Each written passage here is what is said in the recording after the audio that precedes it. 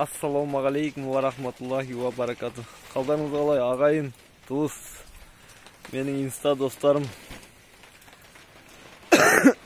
подписчиктерім ютубтағы. Қалдарыңыз қалай?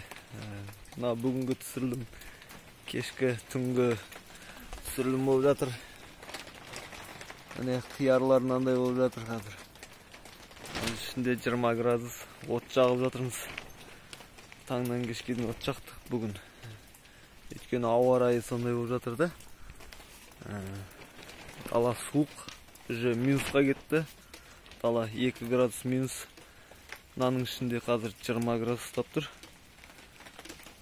Аллаға шүкір, міне от жағып отырмыз қазір. Бізде осындай жағдай болып жатыр. Алакөл суытып кетті. Қазір ауа райы бәр жақта суытып отыр. Алакөлде енді пока қар жоқ.